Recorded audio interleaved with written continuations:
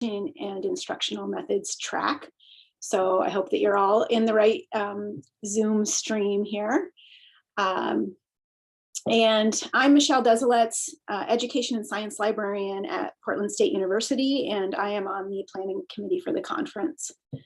The first session here in the teaching and instructional methods track is the challenge of dual credit, creating sustainable library learning experiences, with Amy Stanforth and Anders Tobiason. Amy and Anders are both academic librarians at Portland State University, and they both work with local dual credit programs. They're going to share with us their project of creating information literacy modules for these unique programs. So I'm going to hand it over to them now. Great. Hi, Amy. I'm going to start sharing my screen, so just a second, everyone.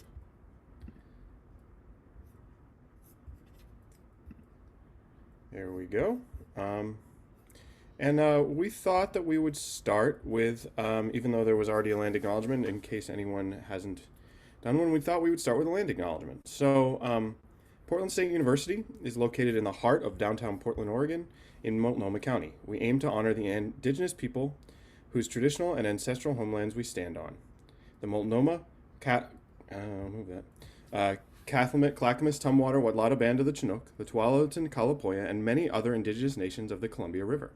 It is important to acknowledge the ancestors of this place and to recognize that we are here because of the sacrifices forced upon them. In remembering these communities, we aim to honor their legacy, their lives, and their descendants.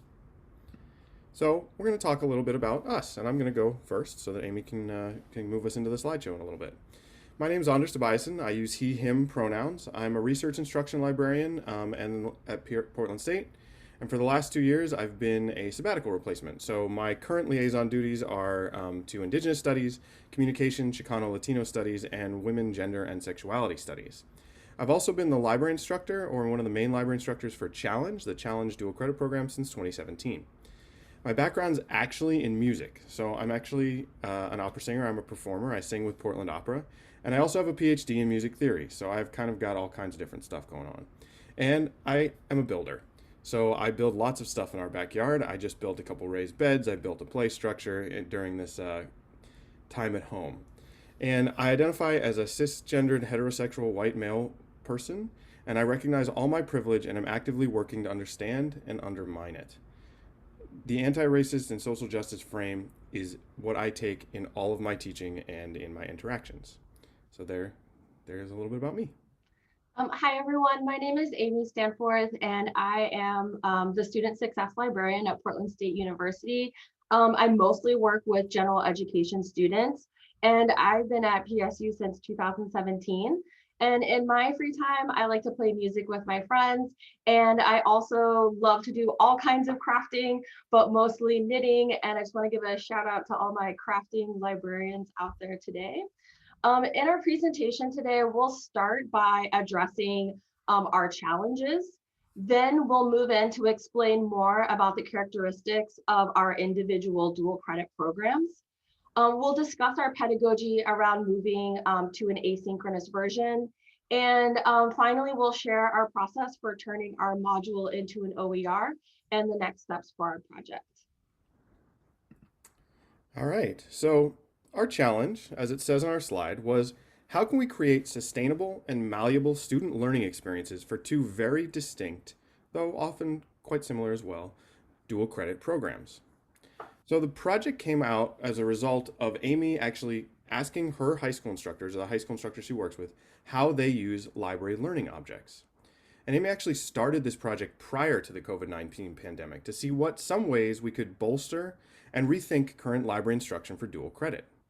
She asked me to be part of the project because I also teach dual credit students, and some, if not all of these students, could use similar library instruction to what she offers in the high school senior inquiry dual credit. I was also intrigued by the idea of creating asynchronous material for student learning. So I was really interested in the idea of potentially using some of this as a kind of flipped classroom, or with giving alternative ways to access what we might talk about in a short time synchronously together. We really got to work on this during the summer, so during this past summer, and had the modules ready to go by the time the local high schools returned in the fall, so the early part of September. And the initial feedback that Amy got was that while most of our instructors were fine with using LibGuides, they also wanted an easy way to incorporate the material into their courses. So they wanted a way to get it directly into their LMS or get their students directly into a course structure. So we started to think about alternatives to LibGuides. The other challenge that contributed to deciding to try this project was that all of these students have limited time on campus. They have a campus visit that's designed to give students a higher ed campus experience. So balancing learning content with the social experience of what it means to be a college student has always been a bit of a juggling act. So how to address these issues became sort of the basis of this project and of the creation of our modules.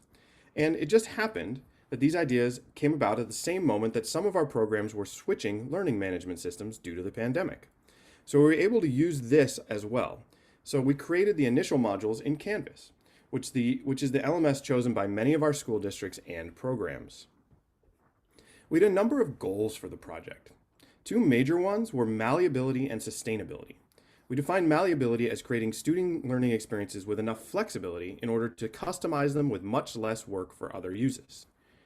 Also means instructors can use bits and pieces as needed, so they can just take part of what we use, and that we can also easily add content or remove content or change content or update it. The idea being to really have something that's very flexible.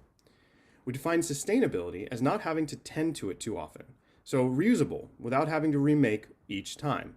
And we use the idea of low touch. So the idea of low touch being that instead of an instructor asking us for a new link or a new module, they can just go into wherever these modules live and grab them on their own, right? So we kind of not distance ourselves, but the idea being that we don't have to remake them each time. It's kind of different than what we do with LibGuides or other things like that. In particular, our goals were to have something that was easy to update, as it says on the thing, and could be used as a whole or in parts. The key was to create grab-and-go reusable assignments. We also wanted to not have to create a new module each time for each class, as I said above, and having the modules live in something called a commons area. So some place where everyone knew where they were and they could be easily integrated into a course shell. In other words, we wanted instructors to be able to access and use the modules without direct interactions with us. So we wanted them to be able to import them into their courses or choose what they wanted to use. They also should be broadly applicable. So these modules we wanted to be broadly applicable as opposed to subject specific. In addition, accessibility was a major factor in our design, and this is actually something that teaching asynchronously can be really excellent at. So I'm now going to hand it off to Amy to talk some more about the specific challenges that teaching in the dual credit environment provides. So as Anders said, the time that these students are on campus, we're really trying to do a lot in a short amount of time. So one of the things that we're helping these students through is just this idea of being introduced to an academic library for the first time. And I'll set the context for you here a little bit, which is that Portland State University is an urban campus located in downtown Portland. It's really, really big. And because it's really integrated into the downtown atmosphere, it can be very challenging to navigate campus and to determine, which buildings are campus buildings and which buildings are office or downtown buildings. It's really hard to tell. And I kind of rely on my experience of being new to campus as well in 2017. And these were challenges that I experienced too. But also, not only is our campus really big, but our library building is really big. It's 6 floors, just jam-packed full of stuff, not to even mention our 2 offsite storage facilities that we have. And so when these students are coming to campus, it can be really overwhelming for them. Even coming into the library, because I go out and I meet them in front of the library, and I actually try to help them through the doors because in the front of our library, we have these 2 huge revolving doors, and that's kind of like their pathway into the building. And I don't think a lot of people have revolving doors anymore. So even that is like just kind of like a nervous excitement of all these students kind of like cycling through these really huge doors. So it can be overwhelming. There's a lot of nervous energy kind of happening in that moment. So when they come into the library, one of the things that I try to do is just kind of handle that nervous energy in a real casual way. And one of the things I do is I really start off by acknowledging all the skills that they have that they've been building as digital natives, and just acknowledging that they're going to come to this session with all of those skills in their back pocket. And what we have to do is transfer how they use those skills just to a different context. And I focus on the bridge between what they know and just applying it to a new environment. Another piece here that I really focus on is modeling how and when to get help. So this is another really big challenge, right? Again, we have 6 floors. So if you're having a hard time, who do you even go to for help? So I try to model that for them. I let them know that they can chat with us and that I'll even be staffing chat. So maybe they're going to chat with me. I just acknowledge that students really come to this idea of asking for help from a lot of different points. Some folks are really used to asking for help. Other people are, they see asking for help as being, the first step of failure. So just try to mitigate those feelings.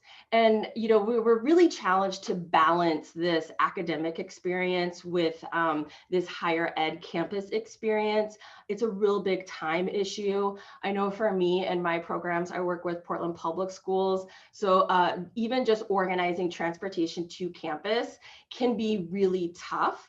And some of my instructors will say, well, we'll be there sometime in this 30-minute frame, so you really have to be flexible and you kind of have to think on the fly and adjust as you need to. Because there are a couple other goals that these programs have while they're on campus. One is going to be getting a student ID.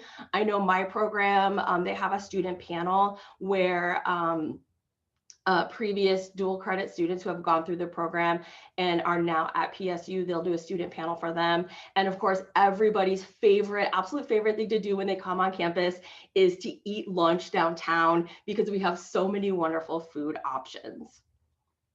And finally, we're also challenged to address the needs of 2 really distinct programs and balance the content with flexibility. And in our next slide, we have some more details about how those programs shake down. So for me, I have a program called High School Senior Inquiry. This is coming out of the University Studies program at Portland State University, which is our general education program. These are PSU accredited program. So those credits are going to transfer seamlessly into PSU, but they also transfer broadly to other colleges and universities. Our program is really different in that it takes an interdisciplinary approach to general education. So instead of being subject specific, our program is centered around a theme that students are asked to explore. And that's where that inquiry piece comes in. And another distinct feature of this program is that there is an equal co-teaching partnership between PSU faculty and Portland Public Schools. So what that means is that you'll have a dedicated teacher, or maybe even 2, depending on how many sections they have, dedicated teachers for those schools. They go into the public school, they design curriculum with the public school instructors, and it really is a co-partnership there. In my program, that's one of the biggest differences actually between our 2 programs, is that my program, the Challenge program, the courses are completely taught by high school instructors. So they come up with the syllabus, they get it approved by a PSU faculty member, but the PSU faculty member doesn't actively teach much of the class. They really are, they're really on their own in that sense. So they do have multiple interactions with PSU faculty members. Oftentimes they have interactions with the head of a department actually. But it's not like they're being taught by that PSU faculty on a regular basis. And Challenge is actually a fully accredited program. So it's a pretty unique program in that not only does the college credit transfer really broadly, but even some things like specific courses can transfer in all over the country. So it's a very different, and it's not just Portland Public Schools. So Challenge has Portland Public Schools, but also has St. Mary's, has St. Helens, has a very broad range of different students. And they take a subject-specific approach. So this is probably also the really big difference, is that theirs is a subject-specific approach from writing 121 to history, to chemistry, to French, to geology. So there are they all have unique library needs, and they all have different kinds of interactions with the library. And so we decided we were going to kind of move into trying to become asynchronous. What does that even mean, right? So I put an image of one of our Canvas module sort of home pages there on the page. And we wanted to kind of start with this question: what does it take to start thinking about asynchronous content? And we came up with that we can't just do what we do in person, right? We can't just kind of throw it online and hope it works and make asynchronous, nor can we just point to libguides, right? Our instructors all suggested that that was not necessarily where they wanted to be, and say good enough. So we had to find another way. And the biggest thing for us is that we really had to think through modularity. So modularity being that while we are creating larger, what we call modules in Canvas, based around a particular concept, or in our case, a resource type, we also were thinking about the individual pages contained within those individual smaller modules. We wanted them to have a really consistent design and be short and to the point. One of the big reasons for this is that students will be accessing the content at any time using any device. So lots of our students use iPads. I know many of my students are issued iPads, so they need to be accessible in this way. So we emphasized videos with short amounts of text. Each page is not super long. You don't have to scroll very far. The idea being that they have this small amount of space on a screen potentially. The idea was to have each page laser focused and using student-centered design. The other reason for making multiple pages and making these shorter modules was to give instructors the ability to just use portions of the larger module that fit with their learning outcomes. It also makes it really easy to update, right? That was one of our big goals. The idea of just being able to use a portion of a module and directly import it into a course shell is in stark contrast to libguides and most other public-facing library instruction materials, right? It's really easy to link to a libguides page, but try linking to a libguides box. Not quite so much. And these modules are easily integrated into Canvas course shells by living in the Commons. So the Commons is a pretty, not unique, but a really great feature of Canvas, of the Canvas LMS, in that it's a place where you can share content, and you can share it in 3 different ways. The first way is you can share it so that only someone with the link has access to the content. The next is only someone within your particular institution. And the third is anyone with a Canvas login. So we chose anyone with a Canvas login because lots of our instructors are coming from all different places, and that's another way of low touch. We didn't have to kind of figure out how to get them access all the time. And what that is in the Commons, they literally will see the module, they will see the pages, they can upload and into their course either the whole module or just particular pages or just particular assignments. It's very, very flexible. And we initially went to Canvas because high school senior inquiry was actually moving there prior to the COVID-19 pandemic. But as it turns out, Portland Public Schools and many of the other high schools that are in the Challenge program were also moving to Canvas as a result of having to figure out how to do distance learning. So it was a logical place to begin. Canvas is really user-friendly and it's easy to update. When we update a module or when you update a module that lives in the Commons, it gives the instructor a notice that this has occurred and prompts them to re-download the module. It's really quite simple. So in Canvas, we created large modules that each have individual pages. The instructor can either import the entire module or just select pages, as I said. And we place them in those Commons so that literally anyone, including people that we don't know, can access them and use them. We really worked hard on being multimodal. We use videos, text, handouts, and assignments to all get at the same concept, and they are all on these short pages. And this is because we decided to be resource type focused, focusing on getting started with your research, books and ebooks, scholarly articles, news, and website evaluation. So I'm going to talk a little bit about why we chose those. So here comes the general. We chose foundational skills over subject-specific databases, or subject-specific resources. High school senior inquiry courses have many different subjects in each course, and students, as Amy talked about earlier, are often coming to the academic library for the first time. Foundational skills also allow us to have broad impact because the modules can be used widely. Not only can we imagine they would be used in high school dual credit, they could be used in university studies as PSU moves to Canvas, they can be used broadly across different kinds of teaching experiences. And importantly, they don't all have to be used. We're not prescribing what they're going to use. For instance, the module focused on news may not be applicable to a course, and as such, may not be needed. The website evaluation module, though, is particularly important and is one we're working on updating all the time because many students do a significant portion of their research on the open web. In addition, many of the challenge students can also benefit from learning these foundational skills prior to coming to a synchronous class, so we can focus more on subject-specific resources.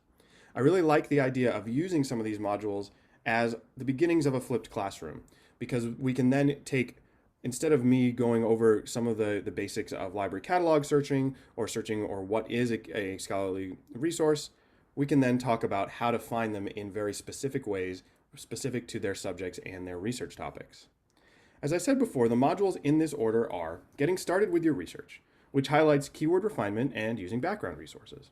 Books and ebooks, chosen because many students ignore these vital scholarly sources and also don't really know how to parse them effectively. Then scholarly articles, and here we included information not just about finding scholarly articles, but also how to read and evaluate them. And that's really key because many of our students do annotated bibliographies as a major part of their assignments, and many struggle with effectively reading a scholarly article to get that annotation. And then news, because news can be both a source of current information as well as a primary source, especially in history. And there's lots of ways to find it, so we wanted to make sure that they knew about all those different ways and how to use their pre-existing evaluation skills to figure out all that kind of stuff. And then finally, website evaluation. And I must say, I'm not going to really say why we felt like we needed to include it because I'm pretty sure everybody knows. Many students are not used to doing research in this kind of systematic way, and we find guiding them through the resource types is very effective and gets them thinking about multiple paths to information and knowledge. We know students come with their own experiences and skills doing research. We are asking them to apply that to a different setting. Reinforcing the foundational skills helps with that transfer. The general approach is also key to making the modules malleable. It's like a base layer that we or our instructors can use as a jumping off point.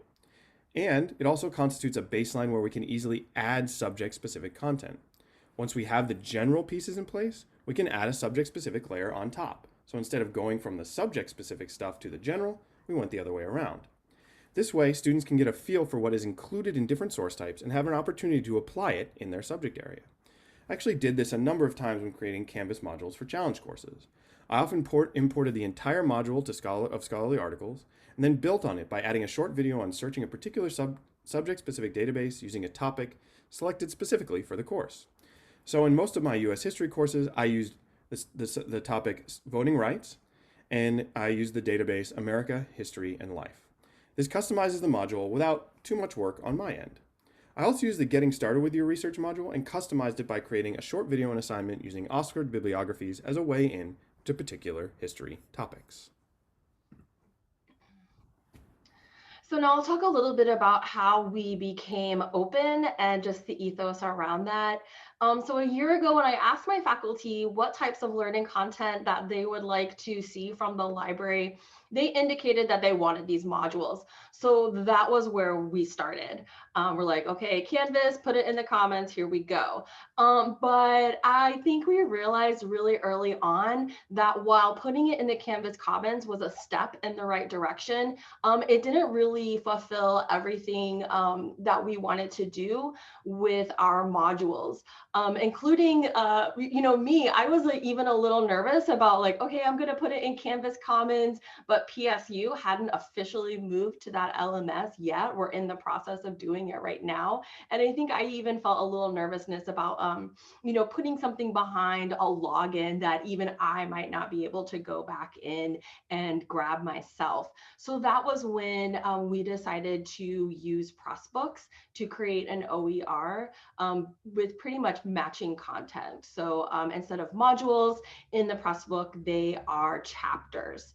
And, there's a couple of benefits for this for the student perspective as well, which is that most students in high school are going to be losing access to their LMS, to the instance of Canvas, even if they are moving over to PSU and we are using Canvas as well, they're still going to lose login to that instance. So, it's going to benefit students as well. So we did replicate those, and again, we did organize them by chapters. And because it has a Creative Commons license, instructors can remix, remake, and adapt the content much easier than they could in Canvas. So Pressbooks is completely customizable for instructors to go in and create whatever kind of content they would like. And one of the things, that really comes to mind about why instructors would really like to be able to go in and customize this content is this idea of incorporating local examples into the material. So I know that I was looking at the schedule for Online Northwest, and I see that someone later is going to be going more in depth about getting those local examples into OER. So I'm really excited about that session. But for our students especially, we really have a wide spectrum of students all over the Portland metro area. And it's almost impossible for, Anders and I to come up with appropriate examples for each of those schools. So there's a lot of flexibility in there. And by doing that, we're really recentering the experience that students are having by instead of having, examples that Anders and I think are important to use, we're giving instructors and students that opportunity to provide those examples for themselves. As well as placing the content outside the LMS, we're adding in that extra layer of flexibility, which I really think goes towards opening up opportunities for academic freedom for K through 12 instructors. We talk about that a lot in higher education. It's like academic freedom. It's kind of like, the word of the day. So, we talk about it, we're really used to it, but K through 12 instructors, they're kind of working under different parameters and different guidelines. So by giving them an OER, we're opening up that flexibility for their own academic freedom, opening up the possibilities for collaboration. And again, I'm thinking back to what our keynote speaker said earlier about openness, collaboration, and technology. And I think OERs are really a step in that direction. Pressbooks has a lot of benefits over Canvas. It has the instant updating feature. So if I find something that's not working in the Pressbook, or, God forbid, I find even a spelling error, I can go in and correct it pretty instantly, very seamlessly. In Canvas, when you correct something, it's going to release a new version of that module. It sends a message to instructors saying, hey, there's a new version of this module out in the commons for you to go out and download. Whether or not they go out and download it, that's their action. They have to provide that. So with the Pressbooks, it's more seamless. As well as it's a little bit more intuitive in making it accessible. So Pressbooks is compatible with assistive technology. It's very easy to increase the font size, and it allows for multiple formats so that students and instructors can choose the best option for them. And when I say multiple formats, it comes in a web version, it comes in an ebook version. You can print this if that's your jam, and it also comes in a PDF version. And so for our next steps on our project, there's a lot to do here. So the first thing that we would like to do is add content. When we came to this idea in the beginning, a lot was happening, right? It was kind of like about a year ago that this project really started to gain traction. So, we were really focused on kind of getting that base layer out there, focusing on those foundational information literacy skills.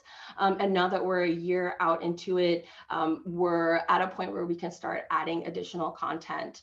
And Pressbooks, again, it's just going to be a really amazing platform to add content to, because one of the things that you can do is you can actually take information from other Pressbooks that have been published and seamlessly grab and go and insert those chapters into your Pressbook. So one of the examples that comes to mind for me is that a group from California recently released a Pressbook called Intro to College Research.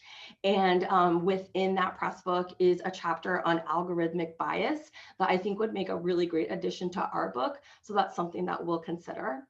We also would like to add in more video content. Of course, it takes time to create that video content, so we have to think about that as well.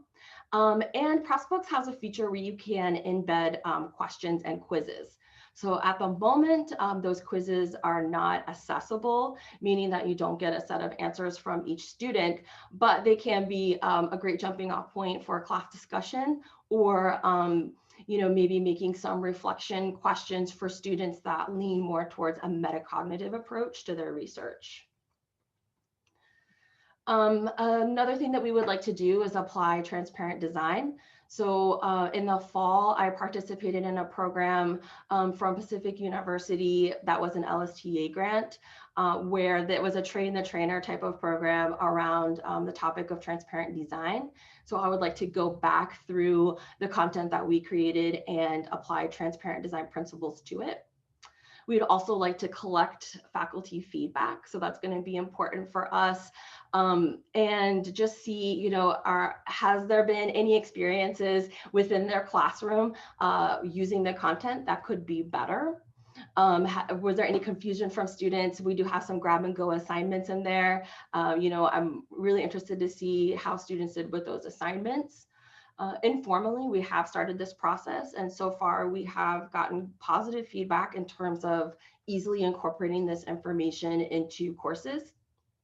And instructors also report that it's easier to use and more intuitive than LibGuides. And futures thinking, we have to kind of create a formalized process for collecting that feedback. And of course, with that feedback, we will make improvements to the next iteration of our content. But we also have to really think about, like, how do we measure the success of this project? What criteria would we use to measure that success? And thinking about the balance between, is it a faculty focused definition of success, or is it a student focused definition of success? So kind of balancing those two ideas. And also just thinking about, what does formal assessment look like and what does informal assessment look like? Because I'm a big fan of both. I don't think everything needs to be super formal. So all of these things are the next steps for our project, and just thinking about what will the future version of this information look like. And that's it. Thank you all. We'd love to answer any questions or work through anything with everybody. Thank you, Anders and Amy. That was, of course, I am a colleague of Anders and Amy at Portland State University, and I knew about this project, but I thank you for sharing all of this information, because it was very informative for me to learn about some of your specific goals of the project and the details of it. And actually, I'm looking forward to when I have access in Canvas to the Commons, and I could potentially build on some of these pieces for my own instruction. So I thank you for that. Just a reminder to participants that you can submit any questions to the Q&A. Currently, there aren't any questions, but if anyone has any questions, please pop in there and post them. Yeah, Michelle, and I'll just kind of say that, really was kind of like a really serendipitous timing in terms of moving to Canvas with our dual credit programs. So I think we thought it was an exciting opportunity to investigate something that we hadn't done before, and to kind of get our feet wet so that we could share it with everyone else. And as we know at PSU now, we are moving over to Canvas. So I think we'll be in a good position to move forward with what we have. And I would say that it looks like a lot of universities are moving to Canvas, whether right now or in the near future. You're actually seeing that a lot in like job ads and other places like that. So the potential is there for kind of using the Commons as a broader impact. Yes, I would say the timing is definitely fortuitous for us to have some inside folks getting that early view of Canvas and being able to work with it. So it's great. Yeah, and I attended Online Northwest a couple years ago. I think 2 years ago was the last time we did it in person. And I remember a presenter talking about working in Canvas and the Canvas Commons. And I thought that was really exciting. There's this idea of the Commons, that you could place material there for anyone to use. And it's exciting to actually be inside of it and experiencing it. So a question from Kimberly Wilson. Are you not using LibGuides at all, or are they still used for another way of access to information literacy?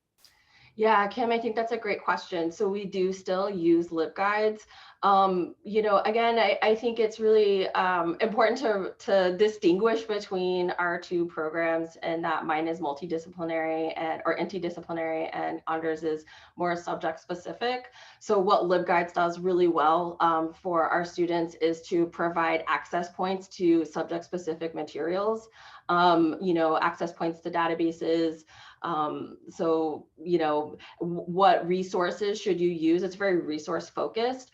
The materials that we created in Pressbooks and in Canvas are a little bit more just foundational concepts, and not being too focused on the specific resources that students might use. So for example, in our news module, we talk about why you would want to use news, like what's up with news, things like that, all the different ways you can get news. But it doesn't go into specifically all the different databases for news. And that's where that LibGuides tie comes in, so it dovetails pretty nicely together.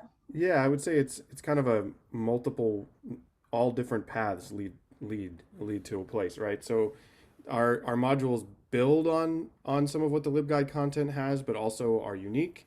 And the idea being that there's ways in which we can point students to access to resources and access to concepts in multiple different formats, right? That was one of the things that came out, is that our instructors would like to be able to have these multiple formats and to be able to point students in all those different directions. And as we have definitely discovered, using both Canvas and Pressbooks is a little more intuitive than using LibGuides.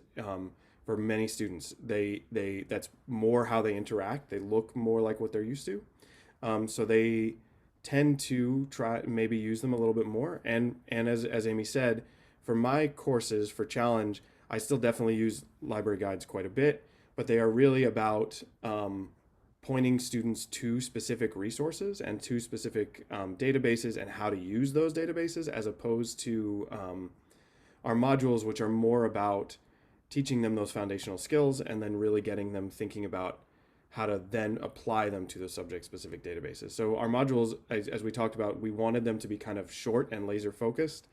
And so we didn't want them to get really text heavy. And that's what kind of a big link of databases might do for a student, is we wanted them to have to be able to not have to scroll through a page for a long way and things like that. And that was something that was really important.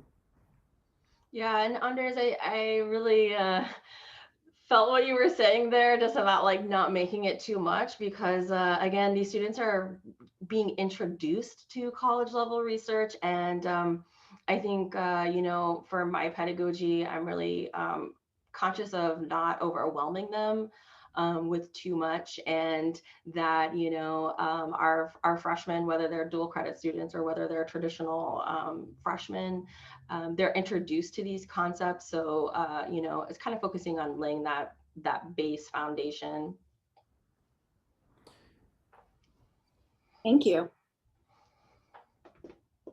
I also wanted to say that I appreciate the attention to the open aspect of it, both in terms of continuing access for the students that you're working with now, but also for potentially others outside of these programs. So. Yeah, and I'm really excited about exploring some of the other press books that are out there that are, on these same topics and these same ideas, not only to see other schools' pedagogies or other librarians and instructors' pedagogies, and, kind of thinking about my own in terms of like comparison, but also just, how awesome is it that someone else can take this time to produce this great content, and you're allowed totally, completely, with no restrictions, to take that information and use it to whatever context that fits your needs. And I think that that's just, so awesome. Yeah, and I would also say I think it's really important to really start introducing and trying to move K-12 education towards that open model. I know higher ed is definitely, we're heading in that direction, not as fast as many of us would like, but we're headed there. But K-12 still really is not.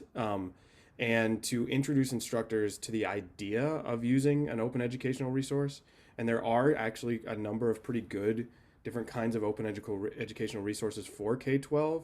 And one of the things I really hope comes out of sort of a silver lining to this rather intense year is that high school instructors start using their LMSs to promote using open educational resources and introducing them in this sort of ours is not overwhelming. As Amy said, it's short. It doesn't have a million chapters. It doesn't have a ton of text. But the idea of that they can then take that and remix, reuse it, and then they know where to look for other open educational resources is something that can be really kind of a powerful way to get them thinking about their teaching in a new way and get them away from, I know at least two of the instructors that I work with would love to not use a traditional textbook. And were actually asking me this year to try to figure out ways to do that. And we actually were able to point them towards this as the first step towards finding some of those open educational resources, which sort of challenge some of the ways in which much of what is taught, especially in history in high schools, is currently being done. And I think that's a really important thing for both instructors and students. So not a question, but a comment from Sarah Storr. They say, I agree that the assessment piece can be tricky with these dual courses. One of the things that I've done with my Canvas dual enrollment library modules is also embed quick activities that students complete using Google Forms. I get the completion results, so I can assess how students are doing, and then I can share those out with dual enrollment instructors to let them know what I'm seeing. Yeah, I think that's a great idea, Sarah. Ours at the moment doesn't have a form type of assignment. It has a Google Docs type of assignment for each of the chapters that are in there, or the modules, each module. And what it does is ask students to explore. It's kind of like a guided exploration of their topic in a specific source type. So that's where we're at right now, but yeah, I'm really excited about just thinking about the future of this project and different things that we can do. And I think your idea is a great one for getting that assessment piece. Yeah, and I would say that this is where kind of our sort of creating these initial modules, and then when we create or decide to go a little bit further with our individual courses, one of the things that I know that at least when I was thinking about what kinds of assignments, using a Google Doc where they have the copy function as opposed to a form allows it again to be kind of a little bit more low touch, right? If we don't necessarily have to know where this is being used all the time. With a Google form, it's going to send us all those information. And while that's really important at times, sometimes we may not want that, or that may not be appropriate. So what I've done is I've either changed the Google Docs or created my own Google Forms for when I do a specific course. So it adds a little bit more work, but it means that instead of, let's say, Amy's courses each have 100 students, and the exercise is not necessarily something that she needs to look at 100 copies of, it allows us to not have to do that part of the work as well. But I agree, Google Forms in terms of that kind of thing is really, really excellent. And it's one of the things that hopefully at some point Pressbooks will have a little bit more of that. I think from my understanding with Pressbooks, one of the reasons they don't is they don't want to have a login. They want it to be really open, so they don't collect user information necessarily when using the Pressbook, right? So that you can remix and all that kind of stuff. Whereas Google Forms is going to do that kind of thing. Thank you. I don't see any other questions, and we are approaching time. So I just want to thank Anders and Amy so much for sharing this information about their project. And the next session will be on this track will begin in about 15 minutes. Thank you, everyone.